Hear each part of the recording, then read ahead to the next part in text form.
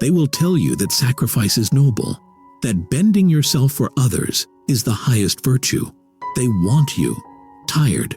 They want you drained, because the man who always puts others first is predictable. He is easy to control. They don't admire your generosity. They exploit it. The world does not reward martyrs. It feeds on them. Machiavelli knew this. He wrote for rulers, not servants. And his hidden strategy is this: power begins when you crown yourself before anyone else. You cannot defend a kingdom if you cannot defend yourself. You cannot lead if you crawl. And every time you neglect your own strength, you sharpen someone else's blade. You've been told that selflessness is moral, but morality without teeth is suicide. Listen closely. The man who puts himself first is not selfish. He is strategic. He preserves his time, his energy, his will. He builds himself into a fortress and only then decides who may enter. That is power. That is survival. And in a world of wolves, it is the only way forward. From this moment, you stop apologizing for it. You put yourself first, or you become food for someone who does. Number 1, the first law: you are the state. You are not a man. You are a state, a sovereign entity, and the first law of any state is survival. Nations collapse not because they gave too little to others, but because they bled themselves dry for everyone else. The same law applies to you. If you are weak, if you are drained, if you are exhausted, then your kingdom, your body, your mind, your legacy will crumble. Machiavelli wrote for princes because he understood power begins at the center. If the throne falls, the kingdom rots. Putting yourself first is not arrogance. You are the ruler of an empire of flesh and will, and every choice you make is either strengthening its walls or leaving it open to invasion. Look around. Most men have become servants in their own house. They obey demands. They surrender time. They burn out for approval that never comes. They are not sovereign. They are slaves masquerading as saints, but you cannot lead as a slave. You cannot protect as a beggar. To put yourself first is to reclaim your authority. It is to say, my time is mine. My energy is mine. My will is mine. Others may benefit from my strength, but only when I decree it. A king does not apologize for sitting on the throne. He defends it. This is the first law you must etch into your mind. You are the state. If you collapse, your people collapse. If you decay, everything attached to you decays. That means your health is non-negotiable. Your focus is non-negotiable. Your growth is non-negotiable. You are not a resource to be consumed until empty. You are the engine that fuels everything else. And an engine that burns out is useless to all. The world will not thank you for sacrificing yourself. They will step over your corpse to feed on the next man foolish enough to offer himself first. So hear me clearly. Selfishness, when strategic, is survival. Self-prioritization is not greed. It is duty. It is the duty of every ruler to preserve the crown that rests upon his head. Because if the crown falls, all beneath it turn to chaos. Rule yourself first. Govern yourself first. Protect yourself first. Only then do you have something real to give, something solid to command. The first law is simple. You are the state. Guard your sovereignty, or you will lose everything that sovereignty could have built. Number 2, mercy without teeth is bait. Mercy is a luxury reserved for men with sharp teeth. Without power, your kindness is not virtue. It is bait. It signals weakness. It invites predators. Machiavelli understood that generosity. Without strength is a performance for the benefit of those who plan to exploit you. The world does not admire your good heart. It measures whether your spine can hold the weight of your words. You've seen it. The man who bends for everyone, who forgives without boundaries, who gives without reserve, becomes the stepping stone others casually wipe their boots on. His mercy is consumed, not respected. But the man who carries visible steel, who sets limits, who enforces them with calm precision, when he shows mercy, it is valued, even feared, because people know it is a choice, not a default. You must understand this. Kindness is not free. It is leverage. It is only powerful when it costs you nothing vital when you give it from a surplus of strength. Until you have teeth, you owe no one softness.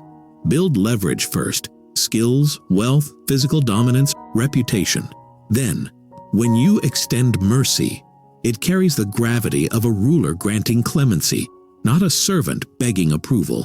Do not confuse warmth with weakness. The lion rests in the sun, not because he is harmless, but because he knows he can. Hunt at will. Your mercy must be the same.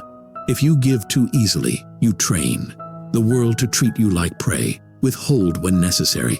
Punish when required. Show restraint only when it reinforces your command. This is the dark psychology most men fear to learn. Benevolence without enforcement is camouflage for fear. People sense it, they exploit it, and then they discard you. If you want your kindness to matter, forge it on the anvil of power. Until then, keep it close. Keep it guarded, and let your silence remind others that your favor is not free. Machiavelli's hidden strategy was not cruelty. It was control. Control over image, over timing, over resources. Master this control, and your mercy becomes rare currency, not common. Change. The powerless are drained by giving. The powerful expand by choosing when to give. Remember, until you sharpen your teeth, every smile you offer is an invitation to be devoured. Choose carefully. Guard your mercy. Make it deliberate, not default, because mercy without teeth is bait, and you were not born to be swallowed. Number 3, controlled coldness, strategic detachment. Detachment is not weakness, it is weaponry. The man who cannot detach is chained by every whim, every face, every demand. The world manipulates him because he responds to every tug on his emotions. But you will learn the discipline of cold distance. Controlled coldness is not numbness, it is precision. You do not chase, you choose, you do not cling, you command. Strategic detachment makes you unpredictable, and unpredictability makes you dangerous. Most men spend their lives broadcasting need. They beg for approval. They flood others with attention. They invest in connections that drain them. Their desperation leaks like blood in the water, and the predators swarm. But the man who withholds, who observes before, he engages, who lets silence hang heavy instead of rushing to fill it, that man forces others to lean in. Attention is currency, and you must stop giving it away for free. When you ration your focus, when you treat it as gold, the world begins to recognize its value. People chase what they cannot easily have. They respect what they must earn. This is dark psychology at its core. Scarcity breeds desire. You become scarce not by absence but by control. Speak less, reveal less, reward selectively. Every glance, every word, every gesture measured, deliberate. Strategic detachment also keeps your judgment clear. Emotions cloud strategy. Attachment breeds error. When you stay cold, you see moves others miss. You calculate while they drown in impulse. You move first, you win. Write that phrase in your mind and comment it now. I move first, I win. Because it is the creed of the untouchable. You are not denying your self-feeling, you are governing it. You choose when to feel, when to reveal, when to invest. That choice makes you sovereign. Do not confuse coldness with cruelty. Cruelty wastes energy, coldness saves it. This is not about shutting the world out. It is about forcing the world to qualify for entry. The man who is everywhere is valued nowhere. The man who is selective becomes legend. Controlled coldness is not emptiness, it is leverage. It separates you from the masses and positions. You as the one who decides, not the one who waits. Remember this, your power begins where your detachment starts. Withdraw, observe, decide, and then strike with precision. When you master detachment, no one can manipulate you. And when no one can manipulate you, you are untouchable. Number 4, reputation. The armor you wear before war. Reputation is not decoration. It is armor. It walks into the room before you. It whispers in the ears of strangers. It shapes how enemies approach you before you ever lift a finger. In Machiavelli's world, reputation was often worth more than armies. Armies must be fed, but reputation feeds itself through fear, respect, and rumor. You must begin to craft yours with cold precision. Understand this. Men are not judged by their intentions. They are judged by what others believe about them. Truth matters less than perception, and perception is malleable. If you allow others to define you, they will cast you as weak, soft, pliable, and then they will treat you exactly as they believe. But if you seize the narrative, if you project strength, control, and boundaries, your reputation becomes a shield that protects you even in absence. It dissuades challenges before they act. It bends opportunities toward you. Most men squander their image because they crave being liked. They reveal too much. They chase validation.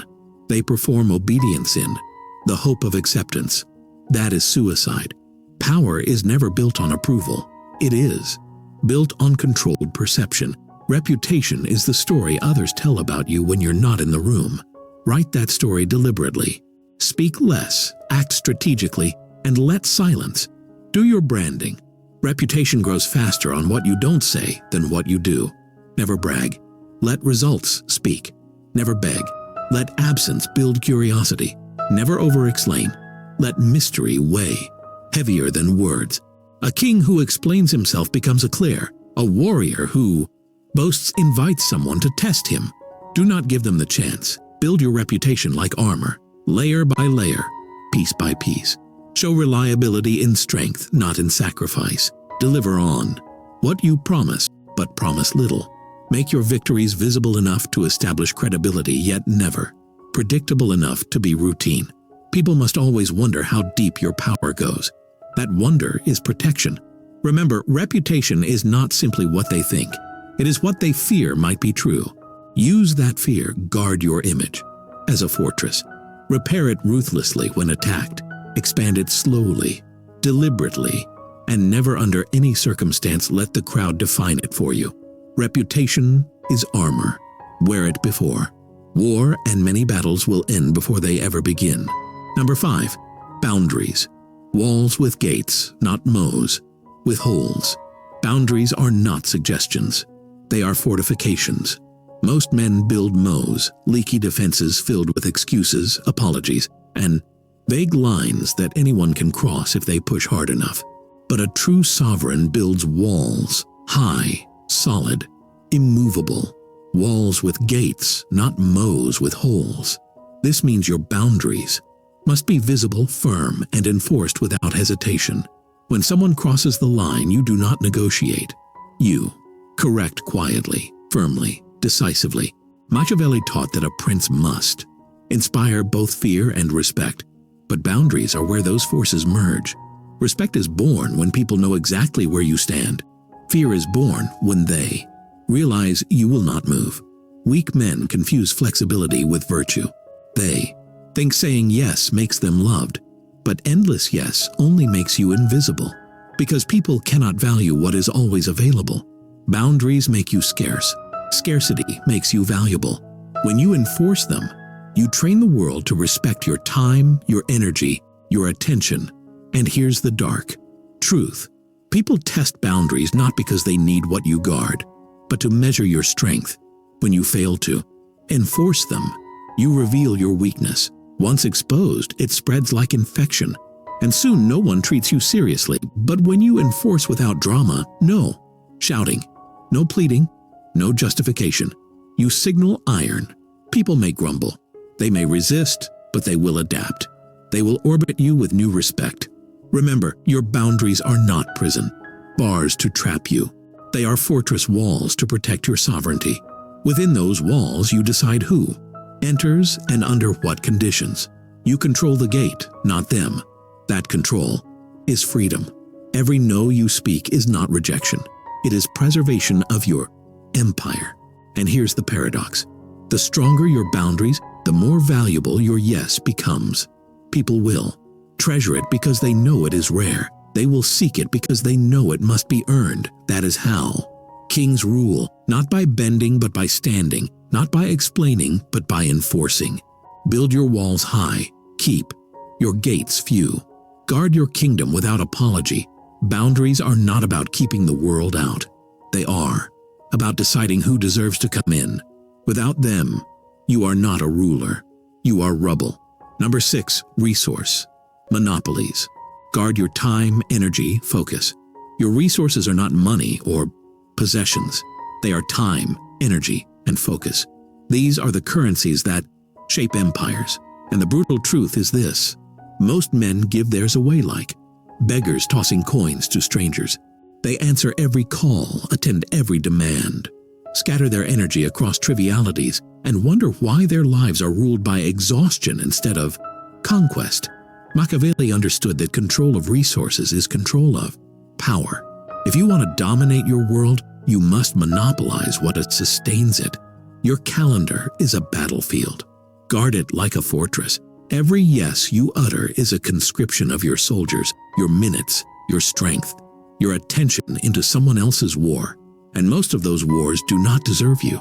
You must learn the cold art of saying no, not with excuses, not with guilt, but with sovereign finality.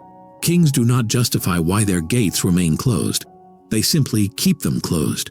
Time wasted is power surrendered. Energy spent on the unworthy is a tax imposed by parasites. Focus divided is a blade, dulled to uselessness. Your monopoly must be ruthless. You invest only in campaigns that multiply your reach, in alliances that add strength, in endeavors that elevate your throne. Everything else burns away in silence. Guard your sleep, because without it your mind turns to dull metal. Guard your attention, because what you stare at grows into habit, and habits form the shape of your fate. Guard your energy, because when it drains, the wolves smell blood. You must become untouchable in this. Let no one claim your hours without proving their worth. Let no one siphon your energy without bringing you strength in return. Let no one hijack your focus with petty noise. This is not selfishness. It is sovereignty. When you conserve and command your resources, you become untouchable, because you cannot be manipulated by urgency, by guilt, by pressure. You choose, you dictate, and the world adjusts. Comment this phrase right now to engrave it in your mind. I move first, I win. Because when you own your time, your energy, your focus, you move before anyone else even realizes. The game has begun. Guard these resources like blood, because they are blood, the lifeblood of your power. Surrender them, and you become a servant. Guard them, and you remain a king. Number 7. Asymmetric moves. Win without wrestling. Power is not earned by grinding in the mud with everyone else. It is claimed through asymmetric moves. You don't wrestle with pigs. You position yourself so that pigs wrestle among themselves while you take the throne. Machiavelli taught that direct confrontation is costly and unpredictable. The smarter ruler finds leverage, the angle no one sees, the move that topples giants without lifting a sword. You must stop thinking like a worker and start thinking like a strategist. Most men waste their lives in symmetrical battles, arguing point for point, fighting blow for blow, trading hours for scraps. That is slavery dressed as effort. You will not fight on their terms. You will change the game. Asymmetry is using intelligence against force, patience against haste, silence against noise. It is letting others exhaust themselves in battles you've already outflanked. Look at history. Great rulers rarely won through sheer force. They won by arranging conditions, so the enemy collapsed without realizing why. That is your model. Never meet resistance head-on when you can tilt the ground beneath their feet. This means learning to see what others ignore. Where they rush, you wait. Where they flaunt, you conceal. Where they chase, you lure. Asymmetry is psychological warfare, outmaneuvering, not overpowering. When someone tries to drag you into petty conflict, refuse. They expect you to defend yourself, to wrestle. Instead, rise above, shift the narrative, or let silence burn them. Nothing destroys an enemy like being denied the fight they crave. And when you do strike, strike where they least expect. At the moment, they are weakest with the tool they never considered. This is why you must study patterns, not emotions. Emotion blinds. Patterns reveal, anticipate, prepare, move when. They are still debating. Win before the wrestling begins. Understand this. Every moment you argue with fools, every battle you fight on someone else's stage, you betray your throne. You must be above the mud, control the ground, set the frame, let them sweat, let them rage, while you conserve energy for decisive asymmetric blows. That is how kings win. That is how empires are built. Without wasting themselves in endless wars, win without wrestling. That is your art. Now, number 8, the mask in the mirror. Power is not only what you have, it is what others believe you have. And that belief is sculpted through masks and mirrors. The mask is the face you wear to the world, the crafted persona that controls perception. The mirror is your ability to see reality without distortion, to see others as they are, and yourself as you truly are beneath the costume. Machiavelli understood that rulers do not survive by being transparent. They survive by being unreadable, by showing one thing while holding another. To move through this world untouchable, you must master both. The mask is your projection of strength, control, mystery. You must understand that people are not attracted to raw truth. They are attracted to narrative, to symbols, to illusions that confirm what they desire to believe. If you strip yourself bare, they will see flaws, doubts, cracks. They will use them. But if you mask yourself in calculated signals, discipline in your posture, certainty in your words, restraint in your reactions, you broadcast a power greater than any internal chaos you may feel. The mask does not lie. It selects. It chooses which parts of you to reveal and which to hide, creating an aura that compels obedience or respect. Weak men scoff at masks because they worship authenticity as if it were holy. But authenticity is often just uncontrolled exposure. The wolf wears a mask of silence. Only the sheep bleat their every thought. You must wear the mask of command, reveal composure when chaos brews inside. Reveal indifference when you burn with fury. Reveal calm focus when others scramble in panic. Your mask must always show what serves your power, never what serves your feelings. Yet the mask without the mirror is dangerous because men who live only in their costume begin to believe their own performance. They lose the ability to see themselves honestly, and thus they miscalculate. The mirror is your discipline of self-scrutiny, your ruthless clarity about your weaknesses, patterns, and motives. You must study yourself in cold detail. Where are you impulsive? Where are you weak? Where are you predictable?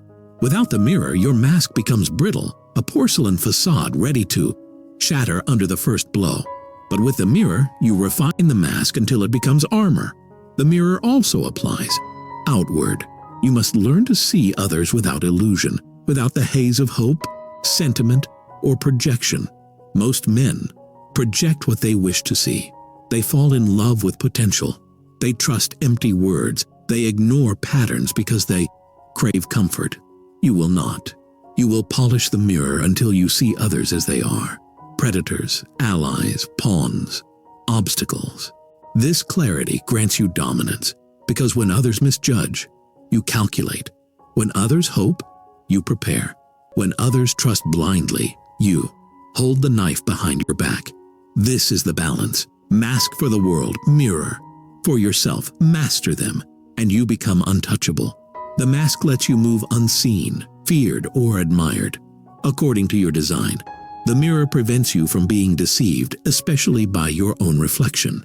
Together, they form the core of cold power psychology. Think of the greatest rulers, leaders, and conquerors. None showed their entire hand.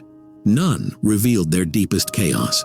None allowed the crowd to see the trembling beneath the throne. They wore masks so convincing that history remembers them as larger than life. And they held mirrors so ruthless that they could correct their flaws before enemies had exposed them. You must practice this daily. Construct your mask intentionally, your voice, your posture, your silence, your gaze. Every gesture must suggest control. Train the mirror with equal discipline. Journal your weaknesses, analyze your failures. Dissect your patterns without pity. Both are weapons and both must be sharpened. Here is the dark psychology truth. People want to be deceived. They crave leaders who appear unshakable, who embody certainty. Your mask gives them what they crave, and in return, they grant you obedience.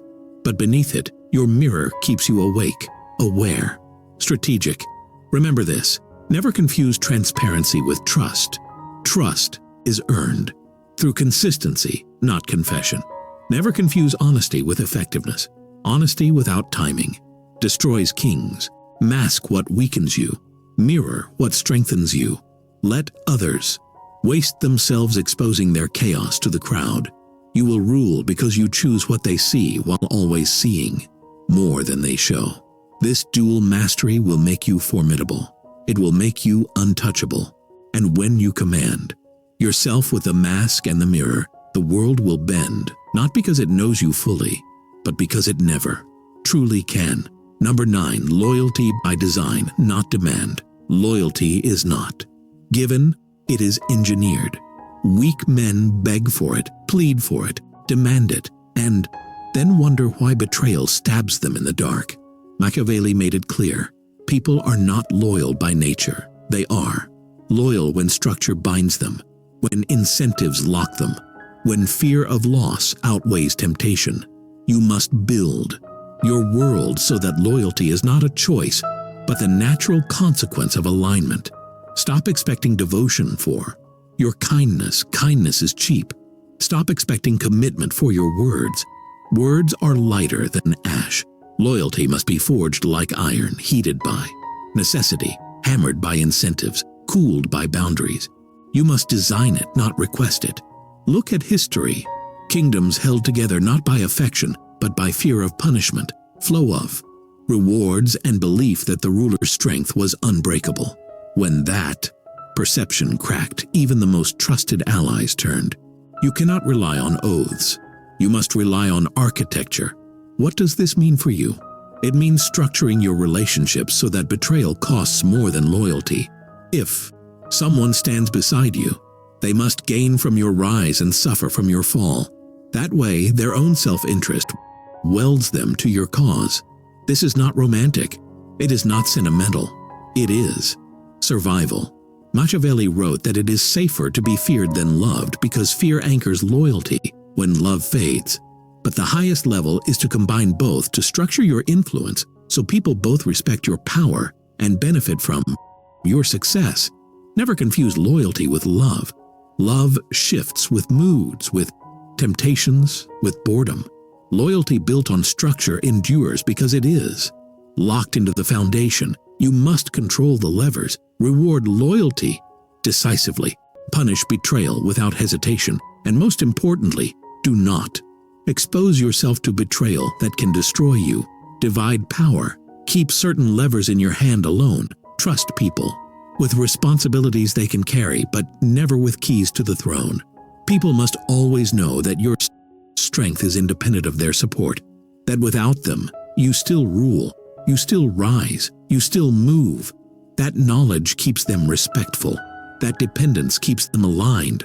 And you must cultivate a reputation for memory. Remember loyalty forever. Reward it visibly. Remember betrayal forever. Punish it visibly. People act according to precedent. If they see loyalty rewarded and betrayal crushed, they will calculate accordingly. If they see betrayal tolerated, they will exploit you. Your loyalty must also be scarce. Give it sparingly. Tie it to performance. Let others work to earn it. Scarcity breeds value. And here's the dark psychology. Most men overcommit their loyalty and end up chained to parasites. You will not. You will. Distribute loyalty like a king grants titles. Rare, conditional, always. Revocable. And when you grant it, it must mean something. Loyalty by design. is not just about others, it is about yourself.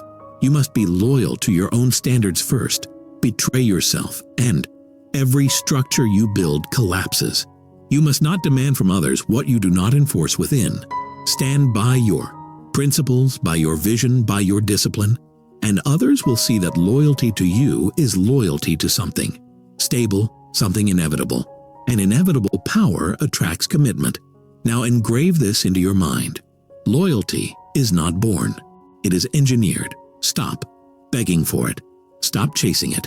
Build systems, structures, and incentives that make loyalty the most rational option. That is how kings rule. That is how empires endure. Speak the phrase now to anchor it in your psychology. I move. First, I win. Because when you design loyalty instead of begging for it, you move before betrayal. You move before collapse. You move with inevitability. And in a world where most men trust in the fragile rope of affection, you will walk armored in iron chains of calculated loyalty. That is the difference between being abandoned and being followed, between being a victim and being a sovereign. Loyalty by design, not demand. That is how you become untouchable. Number 10, the untouchable standard crown inward steel. Power is not an accessory. It is the standard by which you must live, breathe, and govern yourself. The untouchable man does not stumble into greatness. He forges it with fire inside and armor outside. Crown inward, steel outward. This is the law of sovereignty. The crown inward means you rule your inner world as a monarch rules his throne room. Discipline, order, and clarity of command. No indulgence governs you. No weakness owns you. No impulse drags you off course. You become the authority inside your mind. Thoughts that weaken you are silenced. Emotions that distract you are redirected. Habits that corrode you are executed without pity. That crown is not ornamental. It is forged from routine, forged from suffering, forged from relentless refusal to let the lower self control the higher self. Every day you wake, the crown waits. If you do not place it firmly upon your head, you walk into the world as a servant. You must understand most men never wear it. They let the winds of fear, envy, lust, or comfort rule them, and so they drift like broken ships across hostile seas. You will not. You will seize the helm every dawn, enforce your own law, and declare with unflinching clarity what will and will not govern you. That is crown inward, but power hidden inside is incomplete without projection. Steel outward. Steel outward is the visible force, the aura, the posture that makes others adjust themselves to you before you ever speak. It is the steel in your eyes, the calm in your tone, the immovability in your decisions. It is not theatrical aggression. It is quiet inevitability. Others sense it like heat radiating from iron. They feel that testing you is costly, that disrespecting you is dangerous, that approaching you carelessly is foolish. This steel comes not from pretense, but from practice. When you crown yourself inside, steel naturally radiates outside. And here lies the Machiavellian principle. Appearance is as crucial as essence. The crowd does not see your crown. They only feel your steel. They do not care about your discipline. They care about the power you project. So you must craft both. Crown inward creates the substance. Steel outward creates the perception. Together they form sovereignty that cannot be pierced. Most men try to fake steel without earning the crown. They posture, they boast, they bark loudly while their inner world rots. Such men always fall. The mask cracks, the steel bends, because without inner rule, they are brittle. You will not be brittle. You will align inner. Command without a projection until the world sees no difference between what you are and what you appear to be. That alignment is the untouchable standard. You must practice it relentlessly. Test yourself. When chaos rises around you, does your crown slip? Do you panic, stutter, retreat? Or do you hold the throne inside and let steel outward calm the storm? When temptation whispers, do you obey like a subject? Or do you crush it beneath your crown's decree. When disrespect confronts you, do you grovel for peace? Or do you let steel outward? Make your boundary known without flinching. Each test defines whether you live as sovereign or slave. Sovereignty is not abstract. It is daily, hourly, moment by moment. Machiavelli wrote that. Fortune favors the bold, but he also wrote that fortune destroys the unprepared. The untouchable man is bold because he is prepared, because his crown rules him, because his steel protects him. You must become inevitable. And inevitability is built on standards. Standards so high, so consistent, so unforgiving that the world bends rather than expects you to lower them. Your health is standard. Your time is standard. Your word is standard. You will not break them for convenience, for temptation, for approval. Because every time you break your own standard, your crown falls and your steel rusts. Weak men are inconsistent, and inconsistency is weakness disguised as flexibility. You must be granite, predictable in discipline, unpredictable in strategy. That paradox makes you untouchable. The world must know that inside you sit a sovereign no one can sway, and outside, you project a wall no one can breach. And here lies the secret. When you become this, you no longer chase. Respect chases you. Loyalty seeks you. Opportunities orbit you. Because gravity always pulls toward the solid, never toward the brittle. You will not need to announce yourself. Silence will be your proclamation. You will not need to prove yourself. Results will be your testimony. You will not need to demand loyalty. Structure will engineer it. This is what happens when crown inward and steel outward align. They create inevitability. People bend not because you force them, but because your standard leaves them no alternative. That is the pinnacle of Machiavellian psychology, the art of designing yourself so power flows to you without begging, without chasing, without exhaustion. The crown makes you master of yourself. The steel makes you master of your domain. Together they make you untouchable. Now carve this creed into your identity. Speak it, write it, type it. I move first. I win. Say it now. Comment it now. Let it echo in your mind. Every time you feel the pull to bend, to hesitate, to doubt. Because sovereignty is movement, and movement first is victory. The untouchable man does not wait for permission. He does not wait for validation. He does not wait for certainty. He moves first because his crown commands it and his steel protects it. This is the final standard I leave you with. Rule yourself and you rule everything around you. Abandon yourself and you become food for rulers sharper than you. Crown inward, steel outward. Guard the throne, project the force. Live the law, and if this voice sharpened you, then sharpen it further. Like subscribe, turn on notifications, because this is not entertainment. This is war strategy for the man who refuses to be consumed. And the war is endless, but so is your sovereignty if you choose it.